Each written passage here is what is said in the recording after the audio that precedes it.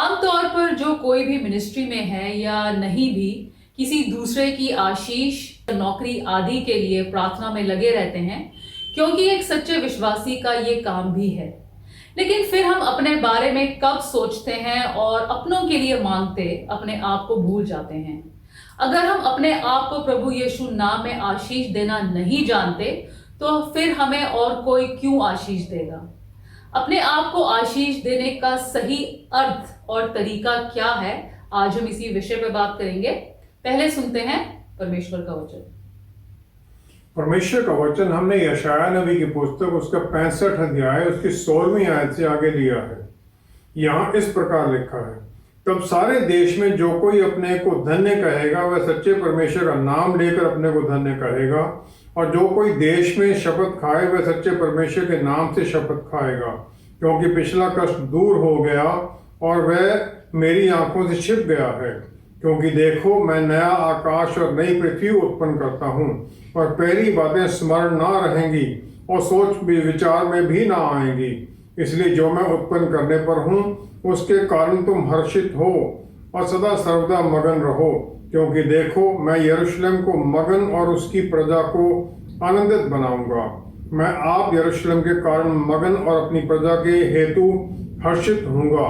उसमें फिर रोने या चिल्लाने का शब्द ना सुनाई पड़ेगा। उसमें फिर ना तो थोड़े दिन का बच्चा और ना ऐसा बूढ़ा जाता रहेगा जिसने अपनी आयु पूरी ना की हो, क्योंकि जो लड़कपन में मरने वाला है वह 100 वर्ष का होकर मरेगा, परंतु पापी 100 वर्ष का होकर श्रापित ठहरेगा। वे घर बनाकर उनमें बसेंगे, वे दाख की बारियां लगाकर उनका फल खाएंगे। ऐसा नहीं होगा कि वे बनाएं और दूसरा बसे, या वे लगाएं और दूसरा खाए, क्योंकि मेरी प्रजा की आयु वृक्षों की सी होगी, और मेरे चुने हुए अपने कामों का पूरा लाभ उठाएंगे।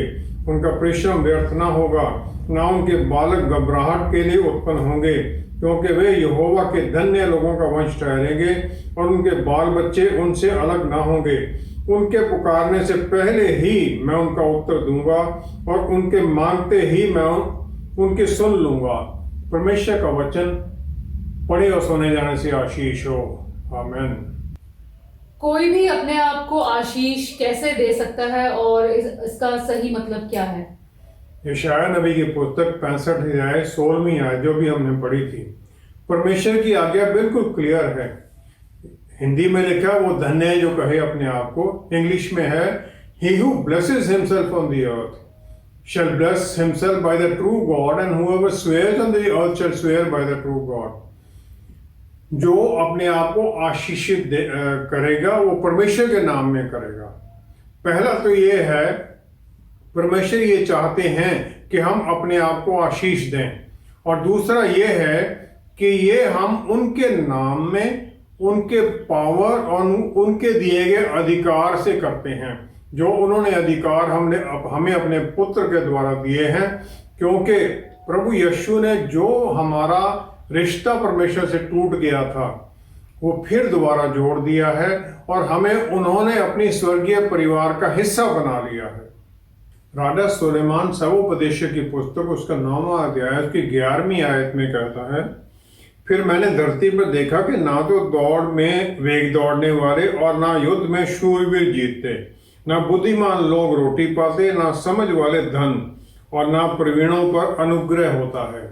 राजा सुलेमान ने ये निष्कर्ष निकाला जीवन के बारे में, और फिर परमेश्वर का यही मैसेज परमेश्वर का यरूबेल को आता है कि बल या शक्ति से नहीं पर मेरे आत्मा के द्वारा सब कुछ होता है। पवित्र आत्मा परमेश्वर की गाइडेंस और उनके बल में ही हम सफल होते हैं। योएल नबी की पुस्तक उसका 2 अध्याय 26 से 28वीं आयत में इजरायली लोगों को परमेश्वर ने ये आश्वासन दे दिया बहुतायत के जीवन का। उन्होंने ये आशीष दी, तुम पेट भरकर खाओगे और तृप्त होगे और अपने परमेश्वर यहोवा के नाम की स्तुति करोगे, जिसने तुम्हारे लिए आश्चर्य के काम किए हैं। मेरी प्रजा की आशा फिर कभी ना टूटेगी। तब तुम जानोगे कि मैं इज़राइल के बीच में हूँ और मैं यहोवा तुम्हारा परमेश्वर हूँ और कोई दूसरा नहीं है। मेरी प्रजा की आशा फिर कभी ना टूटेगी। उन बातों के बाद मैं सब प्राणियों पर अपना आत्मा उंडेलूंगा। तुम्हारे बेटे बेटियां भविष्यवाणी करेंगी और तुम्हारे पूर्णीय स्वप्न देखेंगे और तुम्हारे जवान दर्शन देखेंगे। परमेश्वर ने ये आशीष इजरायली लोगों को ये वायदा किया, लेकिन ये जो आशीषें हैं वो सबके ऊपर है, सब प्राणियों के ऊपर है, किसी खास कौम के लिए, किसी एक नेशन के लिए नहीं है। यूहन्ना 1:12 में, लेकिन ये सिलेक्टिव भी हैं। सिलेक्टिव किस तरह है? वही ये आशीष पा सकते हैं जो स्रोत को जानते हैं, उसके साथ जुड़ने की कोशिश करते हैं, जो परमेश्वर के पुत्र को पर विश्वास करते हैं, उन्हें ग्रहण करते हैं और उनके साथ एक रिश्ता बनाने की कोशिश करते हैं। ये आशीषें सबके लिए अवेलेबल हैं, जो क्लेम करते हैं वो इसे पाते हैं। और ये इसका आशीष पाने का प्रोसीजर ये है कि बुद्धि ज्ञान इसके बारे में सबके लिए है। जो सच्चे परमेश्वर का नाम इस्तेमाल करते हैं वही अपने आप को आशीषित कर सकते हैं, वही सच्चे परमेश्वर और सच के परमेश्वर के दास बनते हैं। जो आशीष का स्रोत है वो परमेश्वर के द्वारा मिलता है। जब हम उन्हें पा लेते हैं, उन्हें रिसीव करते हैं, तो हम स्रोत भी पा लेते हैं। इस आशीष का सही मतलब क्या है? जब हम अपने आप को आशीषित करते हैं तो हम परमेश्वर के हमारे लिए विचार क्या हैं उनके साथ हम जुड़ जाते हैं, परमेश्वर के साथ जुड़ जाते हैं। हमारे पास ऑप्शन है कि हम परमेश्वर के साथ जुड़ें या शैतान के साथ जुड़ें, उसके सोचने के साथ जुड़ें, और फिर हमारा सोच विचार, हमारा जीवन उसी की सोच के अनुसार चलने लग जाता है। लेकिन परमेश्वर हमारे बारे में क्या सोचते हैं? पहला पत्रस 2 अध्याय उसकी 9वीं आयत में परमेश्वर ने हमारे बारे में क्या कहा है। यहाँ लिखा है, तुम एक चुना हुआ वंश और राजपदधारी, याजकों का समाज और पवित्र लोग और परमेश्वर की निज प्रजा हो, इसलिए कि जिसने तुम्हें अंधकार में से अपनी अद्भुत ज्योति में बुलाया है उसके गुण प्रकट करो। हम ये सब आशीषें पाए हुए हैं। हर विश्वासी पर्सनली परमेश्वर ने चुना है उसे अपने परिवार का हिस्सा बनाने के लिए, अपना बच्चा बनाने के लिए, और फिर हम रॉयल्टी बन जाते हैं, क्योंकि राजाओं के राजा, प्रभुओं के प्रभु उनके साथ जुड़ जाते हैं, उनके परिवार का हिस्सा बन जाते हैं और स्पेशल लोग बन जाते हैं। लेकिन शैतान हमारे बारे में क्या सोचता है? जो भी विचार हमारे मन में आते हैं कि तुम तो कुछ कर ही नहीं सकते, तुम तो फेलियर हो, और तुम्हारा कोई भविष्य नहीं है, तुम जानते ही कुछ नहीं, ना तुम्हारे पास पैसा है ना कुछ है, वो सब शैतान की तरफ से आते हैं। और वही वो चाहता है कि हम उन्हीं विचारों में फंसे रहें और उन्हीं के साथ ही चलते रहें। इन विचारों को वो हमारे मन में डालने की कोशिश करता है और डालता रहता है। यिर्मयाह नबी की पुस्तक उसका 29वां अध्याय 11वीं आयत में परमेश्वर ये कहते हैं कि मेरे विचार जो तुम्हारी तरफ हैं, तुम वो विचार हैं शांति के लिए, बुराई के लिए नहीं, तुम्हारे लिए एक भविष्य और आशा के विचार हैं मेरे। और ये किसी अमीर या बुद्धिमान या बलवान लोगों के लिए नहीं है, सबके लिए है ये। मत्ती 11 की 28-29 में प्रभु यीशु कहते हैं, जो बोझ से दबे हुए लोग हैं, जो बोझ शैतान ने हमारे ऊपर डाला हुआ है, वो कहते हैं मुझे वो बोझ दो, मैं तुम्हें शांति दूंगा। जब मैं अपने आप को आशीषित करता हूं तो मैं ये सब आशीषें और जो और भी आशीषें परमेश्वर के वचन में हैं, जो वो मुझे देना चाहते हैं, जिनसे शैतान मुझे दूर रखना चाहता है, वो सब मैं अपने ऊपर डिक्लेयर करता हूं, उनके साथ अलाइन हो जाता हूं। तो 3 है, पहले अपने आप को सेंटिफाई करना, अलहदा करना, दूसरा महिमा और आशीष को क्लेम करना, और तीसरा परमेश्वर से मांगना कि यह होने दें। ये इसी प्रकार है जैसे हम प्रार्थना के बाद में आमीन कहते हैं। आमीन कहते हैं ताकि परमेश्वर ये होने दें और ये हो गया है, डिक्लेरेशन करके फिर हम विश्वास में चलते हैं कि हमें परमेश्वर ने दे दिया है। हम अपने आप को ब्लेस किस प्रकार करते हैं? क्या इसमें भी सर पर हाथ रखना या कुछ और ऐसा भी है? जब हम ये करने की कोशिश करते हैं तो पहला विचार मन में आता है कि मैं अपने आप को कैसे आशीष दे सकता हूँ। ये विचार शैतान की तरफ से है, क्योंकि वचन में तो साफ लिखा है, he who invokes the blessing, जो अपने आप को आशीष करता है वो परमेश्वर के नाम में करे, और ये नहीं कि कोई दूसरा उसे आशीषित कर रहा है। ये पॉजिटिव विचार रखने के बारे में नहीं है, लेकिन अपने ऊपर परमेश्वर के वचन को डिक्लेयर करने के बारे में है। हम ये वेट नहीं कर सकते कि हमारी जो फीलिंग्स हैं वो ब्लेसिंग्स के जब आने लगेंगी तब हम डिक्लेयर करने लगेंगे। हम ये डिक्लेरेशन करते रहते हैं हर दिन परमेश्वर के वायदों के बारे में। रोमियो 10वां अध्याय, रोमियो की पुस्तक 17वीं आयत में लिखा है, विश्वास आता है सुनने से और सुनना परमेश्वर के वचन से। जब हम अपने आप को आशीष देते हैं तो वो एक प्रोनाउन डिक्लेरेशन हो जाती है। कान हमारे सुनते हैं और बार बार कहने से वो हमारे विचारों पर हावी होने लग जाते हैं और हमारे विचार बदलने लग जाते हैं। फिर इस प्रकार हमारा विश्वास काम करने लग जाता है हमारे जीवन में, और उसको जो रिजल्ट है सामने दिखाई देने लग जाते हैं। परमेश्वर एक नजदीकी का रिश्ता हमारे साथ चाहते हैं अपने लोगों के साथ। भजन संहिता 22 की 3री आयत में राजा दाऊद कहता है, परंतु तू जो इजराइल की स्तुति के सिंहासन पर विराजमान है। परमेश्वर हमारी आराधना स्तुति के जो सिंहासन है उस पर विराजमान है। फिर भजन संहिता 100 की 4, 5वीं आयत में भी भजनकार परमेश्वर के हजूरी में पहुंचने का रास्ता बता देता है, तरीका बता देता है। वो कहता है, उसके फाटकों से धन्यवाद और उसके आंगनों में स्तुति करते हुए प्रवेश करो, उसका धन्यवाद करो और उसके नाम को धन्य कहो, क्योंकि यहोवा भला है, उसकी करुणा सदा के लिए और उसकी सच्चाई पीढ़ी से पीढ़ी तक बनी रहती है। उसके फाटकों में धन्यवाद के सहित आराधना करते हुए उसके हजूरी में आए। राजा दाऊद को परमेश्वर के मन का इंसान कहा जाता है, क्योंकि उसे ये पता था, वो जान गया था कि परमेश्वर की हजूरी में कैसे पहुंचना है। आराधना करना, स्तुति करना।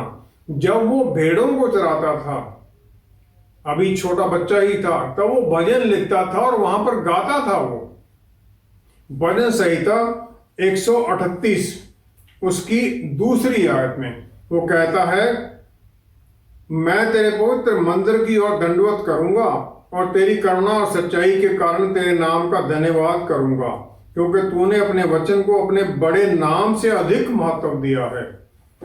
अपने वचन को अपने बड़े नाम से अधिक महत्व दिया है। और दानियल 6ठा अध्याय उसकी 10वीं आयत में, दानियल ये जानते थे नबी, जब वो बेबीलोन में था तो उसने अपने घर का ऊपर का जो कमरा जहां वो प्रार्थना करता था उसमें खिड़कियां रखी थी जो यरूशलेम की तरफ खुलती थी, और वो उसी तरफ मुंह करके, यरूशलेम की तरफ मुंह करके 3 बार प्रार्थना करता था, क्योंकि वो जानता था कि यरूशलेम को परमेश्वर ने अपना शहर माना है। परमेश्वर की हजूरी में जाने के लिए मुझे ये जानना जरूरी है कि वो कहाँ है। आज परमेश्वर हर विश्वासी के मन में है, उनके आत्मा के द्वारा, क्योंकि आराधना के द्वारा हम परमेश्वर की तरफ अपने प्यार को जाहिर करते हैं। वो फिर इसको एक्नॉलेज करते हैं और फिर वो अपना प्यार हमारे ऊपर हमारे ऊपर उंडेल देते हैं। परमेश्वर चाहते हैं कि हमें आशीष दें जब हम उनके नाम में पुकारते हैं, और उनका नाम में पुकारना है उनके कैरेक्टर के अनुसार। उनका पास्ट बिहेवियर मेरी तरफ कैसा था, दूसरों के लिए कैसा था, फिर हम उसको याद करते हैं, उसके बारे में कहते हैं आपने ऐसा किया था तो इसलिए मुझे ऐसा आशीष मिलेगी। इसीलिए भजन में वो पुरानी बातें इजिप्ट से आने के बारे में भी कहा गया है। बार बार इजराइली लोग कहते हैं, क्योंकि उन्होंने मुझे चुना जबकि मेरे सब पाप थे, और उन्होंने मुझे आशीष दी अद्भुत तरीकों से। तो मैं यही भविष्य में भी इसकी आशा करता हूं कि वो इसी प्रकार मुझे आशीषित करते रहेंगे। परमेश्वर प्यार हैं, वो शक्तिशाली हैं, लेकिन वो न्यायी हैं। वो चाहते हैं कि हर विश्वासी को वो बहुतायत का जीवन मिले जिसका प्रभु यीशु ने वायदा किया है, लेकिन उन्होंने अपने वचन को इससे भी ज्यादा ऊंचा कर दिया है। वो जो उनके बारे में हम जानते हैं उससे भी कहीं ज्यादा करते हैं, करने की क्षमता रखते हैं, जो हम सोच भी नहीं सकते उससे भी ज्यादा वो कर सकते हैं। जब हम इस प्रकार आशीषित उनके वचन के अनुसार, उनके वायदों के अनुसार डिक्लेयर करते हैं, वचन में जो वायदे हैं, तो फिर उनकी हजूरी आराधना और वर्शिप के द्वारा हमें उनके साथ एक नजदीकी बात, मेल मिलाप में पहुंचा देती है। और फिर हमें मौका मिलता है कि हम उनके साथ मिल जाएं, उनके काम जो हमारे अंदर और हमारे द्वारा होते हैं उसमें हम भागीदार बन जाएं, फिर उनके हम इंस्ट्रूमेंट बन जाते हैं काम करने के लिए। क्या आशीष देने के लिए सर पर या कहीं पर हाथ रखने की जरूरत है? जहां पर भी हम आशीष डिक्लेयर करना चाहते हैं वहां हम रख लें, नहीं तो जनरली हम हाथ सिर पर रखकर भी इस प्रकार आशीष कह सकते हैं। जब हम अपने आप के ऊपर आशीषें डिक्लेयर करते हैं तो अपना दाहिना हाथ सिर पर रख सकते हैं। जो आशीष हम कहते हैं वो बोली जानी चाहिए। जब मैं कहता हूं मैं सेहतयाब हूं, मैं हेल्दी हूं, जो आशीष का तरीका है वो इससे बिल्कुल उल्ट है। पहले हम ये डिक्लेयर करते हैं कि मैं हेल्दी हूं, परमेश्वर के पवित्र आत्मा हमारे अंदर काम करते हैं और जो मेरा आत्मा है, मेरे भीतर है, उसके साथ वो मिलाप करते हैं। और फिर पवित्र आत्मा परमेश्वर मेरे आत्मा से मिलाप के द्वारा वो कम्युनिकेट करते हैं और वो मेरे प्राण को बताता है और प्राण के द्वारा भी शरीर में वो ज़ाहिर होने लग जाता है। जब मैं अच्छी सेहत की डिक्लेरेशन करता हूं तो वो मैसेज जो है मेरे प्राण में पूरी तरह से भर जाता है और फिर शरीर में आता है और कोई भी जो शैतानी ताकत का काम है वो टूटने लग जाता है। सबकॉन्शियस माइंड ये ब्लेसिंग को रिसीव करता है और जब हम बार बार इसे कहते हैं तो सबकॉन्शियस माइंड हमें उन्हीं आशीषों की तरफ खींचने लग जाता है। मुझे ये किसी दूसरे के सामने या लोगों के सामने कहने की जरूरत नहीं है, किसी शीशे के सामने खड़े होकर, मिरर के सामने खड़े होकर कहने की जरूरत नहीं है। जब मैं अकेला हूं, कहीं पर भी हूं, गाड़ी चला रहा हूं, नहा रहा हूं, कोई और काम कर रहा हूं, मैं ये कहता रहता हूं, अपने आप को आशीषें देता रहता हूं। अब्राहम का नाम परमेश्वर ने बदल दिया ताकि वो और उसकी पत्नी सारा ये सुनते रहें कि वो आशीषित लोग हैं, कि वो कौमों का पिता बनने वाला है। लूका 1 की 19 से 20वीं आयत में हम देखते हैं, गैब्रियल स्वर्गदूत ने परमेश्वर का संदेश जकरिया जो प्रीस्ट है उसे बता दिया कि तुम्हारे घर में इस तुम्हारी बूढ़ी अवस्था में एक लड़का पैदा होगा। लेकिन इससे पहले कि वो कुछ ऐसा कह सकता, क्योंकि उसने शक कर दिया कि ये कैसे हो सकता है, मैं तो बूढ़ा हूं, तो स्वर्गदूत ने अगर वो ऐसा कुछ और बोलेगा तो उसकी आशीष खो सकती है। स्वर्गदूत उसे कह देता है कि जब तक ये नहीं होता है तुम गूंगे हो जाओगे और तुम बोल नहीं सकोगे। नीति वचन 18 की 21वीं आयत में सुलेमान ने इसे बिल्कुल क्लियर कर दिया कि मृत्यु और जीवन is in the power of tongue, जीभ के वश में है। भजन संहिता 91 उसकी दूसरी आयत में हम देखते हैं, भजनकार कहता है, मैं यहोवा के विषय कहूंगा, वह मेरा शरण स्थान और गढ़ है, वह मेरा परमेश्वर है, मैं उस पर भरोसा रखूंगा। फिर उसके बाद में वो उस भजन में और आशीषों के बारे में कहता जाता है। जब हम अपने आप को ब्लेस करते हैं तो हमारा सबकॉन्शियस माइंड हमें उसी तरफ खींचने लग जाता है जो हम बोलते हैं। हर एक इंसान परमेश्वर को इंपॉर्टेंस देता है, लेकिन वो उसे को फायदा नहीं मिलता है जब तक कि जो उसके भीतर है उसे वो बोलता नहीं है, उसे वो महत्व नहीं देता है। जब हम ये बोलते हैं कि परमेश्वर हमारे बारे में क्या सोचते हैं तो हम वो कंफर्म कर देते हैं कि हमारे लिए होगा। जब कोई और मुझे ब्लेस करता है उसके जो शब्द हैं इतनी अथॉरिटी नहीं रखते जिस प्रकार के मेरे वचन हैं, क्योंकि मैं अपने बारे में सब कुछ जानता हूं, मेरा परमेश्वर के साथ क्या रिश्ता है वो भी मैं जानता हूं। इसलिए जब मैं हर सवेरे उठकर अपने अंदरूनी मनुष्य को तैयार करता हूं, अपने मन को, अपने प्राण को, अपने आत्मा को, अपनी भावनाओं को मैं तैयार करता हूं उस दिन के लिए। और ये एक समय का नहीं है कि एक दिन में एक बार कह दिया, ये रिपीटेड डिक्लेरेशन है, बार बार हर दिन कहते रहते हैं हम। सिंपल स्टेटमेंट्स कि ये मैं तो कुछ नहीं कर सकता, कि किसी नशे से मैं छुटकारा नहीं पा सकता, या मैं ठीक से बोल नहीं सकता, या मुझे तो समझ ही नहीं आता है। ये सब जो शब्द हैं ये श्राप हैं, हमें नीचे की तरफ खींचते हैं। इस प्रकार हार को हम बोलते हैं तो हमारे भविष्य पर इसका असर पड़ता है, और जो अंधेरे की ताकतें हम उनके साथ कोऑपरेट करने लग जाते हैं, क्योंकि वो तो हर वक्त तैयार हैं कि हमें अपना जो नीति उससे दूर कर दें। गिनती 13वां अध्याय 33वें आयत में 12 स्पाई जाते हैं, भेदिए जाते हैं, 10 उल्टी रिपोर्ट लेके आते हैं। हालांकि परमेश्वर ने वो प्रॉमिस लैंड का वायदा पहले उन्हें दे दी थी, लेकिन वो आगे कहते हैं हम तो अपनी नजर में और उन लोगों की जो वहां रहते हैं उनकी नजर में टिड्डों के समान थे, और फिर वो उसी तरह होने लग जाते हैं। सिर्फ यहोशू और कैलेब ही हैं जो प्रॉमिस लैंड में दाखिल होते हैं, बाकी सब जो 20 साल से ऊपर वाले थे अगले 40 साल में बाहर ही मर जाते हैं, क्योंकि उन्होंने अपने ऊपर ये श्राप ले लिया कि हम टिड्डों समान हैं। योएल नबी की पुस्तक 3रा अध्याय 10वीं आयत में वचन में कहा गया है, जो कमजोर है वो कहे मैं बलवान हूं। और फिर हमें ये शक्ति प्रोक्लेम करनी, डिक्लेयर करनी है।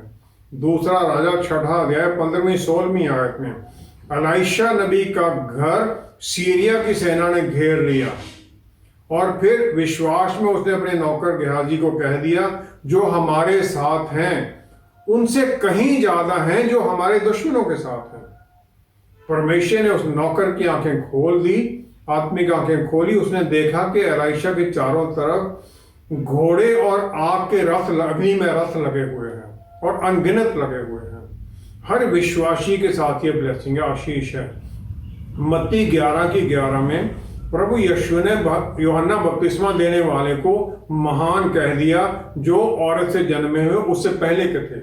पुराने नियम के जितने नबी उन सब से उन्होंने यूहन्ना बपतिस्मा देने वाले को बड़ा कह दिया।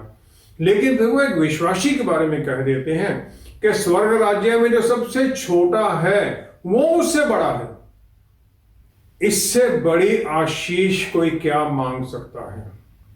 हमें इसे डिक्लेयर करना है और इन आशीषों को क्लेम करना है अपने ऊपर। और ये हम जब डिक्लेयर करते हैं तो जो शैतानी ताकतें वो भी सुनती हैं और वो पीछे हटने लग जाती हैं, क्योंकि परमेश्वर का बल हमारे अंदर काम करने लग जाता है।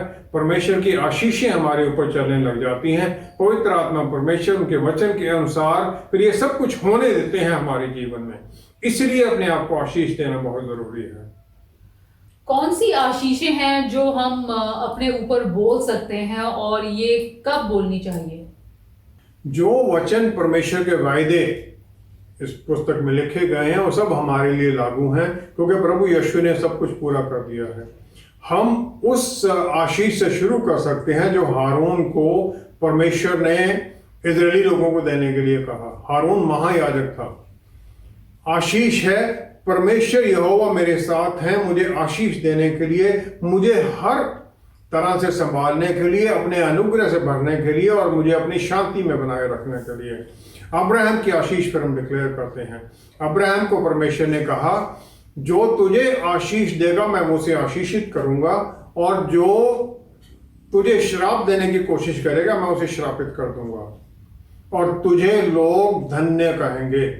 मैं भी इस आशीष का हकदार हूं, मुझे भी लोग धन्य कहेंगे, और परमेश्वर जो मेरे खिलाफ खड़ा होगा उसका न्याय करेंगे। कोई भी हथियार ऐसा नहीं है जो मेरे खिलाफ काम कर सकता है, क्योंकि प्रभु यीशु मेरी ढाल है और मेरा बल है। और प्रभु यीशु ने, परमेश्वर यहोवा ने मुझे माता के गर्भ में डालने से पहले से वो मुझे जानते हैं। मेरी नीति उन्होंने पहले ही निर्धारित कर दी थी, इसलिए उन्होंने मुझे चुना, अपने परिवार का हिस्सा बनाया है। मेरे सब पापों की मुझे माफी मिल गई है, और स्वर्ग में परमेश्वर के घर में मेरे लिए एक जगह तैयार कर दी गई है, ताकि मैं परमेश्वर के साथ अनंत काल का जीवन व्यतीत करूं। मैं आशीषित हूं क्योंकि पवित्र आत्मा परमेश्वर मेरे अंदर हैं, जो मुझे सब चीजें सिखाते हैं, सब बातें सिखाते हैं, बल से भरते हैं और परमेश्वर के वचन के बारे में मुझे याद कराते हैं। वो मुझे बल देते हैं, अपने प्यार से भरते हैं और आत्म संयम में उस बल को इस्तेमाल करने का हर परिस्थिति में मुझे आशीष देते हैं। प्रभु यीशु ने मुझे हर तरह की शैतानी ताकतों पर अधिकार दे दिया है। शैतान के हर काम पर मुझे अधिकार दे दिया है। सांपों और बिच्छुओं का सर कुचलने का अधिकार दे दिया है और कोई भी मुझे किसी तरह से नुकसान नहीं पहुंचा सकता है, क्योंकि प्रभु यीशु ने मुझे आशीष दी है। प्रभु यीशु ने मेरी सब शराब कमजोरियां अपने शरीर पर ले ली और वचन के अनुसार जो वायदा है कि मेरे जीवन में वो लागू है। मेरा शरीर और प्राण आशीषित है पूरी तरह से। शैतान किसी भी तरह से मेरे किसी भी आशीष को ना तो नष्ट कर सकता है और ना ही वो बहुतायत के जीवन को मुझसे छीन सकता है, जिसका प्रभु यीशु ने वायदा किया है। और मेरे लिए किसी भी तरह की कोई कमी नहीं है, क्योंकि प्रभु यीशु मेरे चरवाहे हैं। मुझे प्रभु यीशु ने वायदा किया है कि मैं कुछ भी मांग सकता हूं जिसके द्वारा के उनमें प्रभु यीशु में पिता परमेश्वर की महिमा हो। तो मैं पिता परमेश्वर की महिमा के लिए सोचता हूं किस प्रकार आशीषें मुझे मिले ताकि उनकी भी महिमा हो। मैं अपनी गवाही में उनको महिमा देता हूं और सब कुछ पा लेता हूं और पा सकता हूं। मैं आशीषित हूं, मैं बल से भरा हुआ हूं, शक्ति से भरा हुआ हूं, क्योंकि परमेश्वर की जो अद्भुत शक्ति है, उनकी शांति और आनंद मेरे अंदर भरा हुआ है। मैं प्रभु यीशु के द्वारा उनके साथ सब कुछ कर सकता हूं, क्योंकि वो मुझे बल देते हैं। और मैं आशीषित हूं क्योंकि विश्वास के द्वारा जो परमेश्वर ने किया, प्रभु यीशु ने दुनिया में किया, मैं वो सब कर सकता हूं और उससे भी बड़े काम कर सकता हूं, क्योंकि उनके पवित्र आत्मा मेरे भीतर काम करते हैं। मुझे मौत का डर नहीं है, क्योंकि अगर मैं मर भी जाऊंगा तब भी मैं पिता परमेश्वर यहोवा के साथ स्वर्ग में उनके साथ रहूंगा, उनके भवन में रहूंगा, उनकी हजूरी में रहूंगा। इसी प्रकार मैं आशीषें देता रहता हूं, क्लेम करता रहता हूं। मैं क्लेम करता हूं कि परमेश्वर हर पल मेरे साथ हैं। उन्होंने मेरा हाथ पकड़ा हुआ है और मैं उनकी हजूरी में उनका हाथ पकड़े रहूंगा। वो मुझे कभी नहीं छोड़ेंगे और मुझे बल देंगे कि मैं उनके हाथ को पकड़े रहूं और उनके पीछे चलता रहूं, उनकी शरण में बना रहूं, ताकि मैं ये सब आशीषें पाऊं, शांति पाऊं, जय पाऊं, आनंद पाऊं, सफलता पाऊं। परमेश्वर ने हमें अनगिनत आशीषें दी हैं, लेकिन आमतौर पर जो हमारे पास नहीं है उसी पर अपना ध्यान जमाए रहते हैं और जो है उसका भी आनंद नहीं ले पाते। जब तक हम अपने आप को आशीषित नहीं मानते तो और कोई भी कैसे मान सकता है, और आने वाली ब्लेसिंग्स को भी हम मिस कर जाते हैं। हमारे साथ दोबारा जुड़ने के लिए आपका बहुत बहुत धन्यवाद। Until next time, stay blessed. Shalom.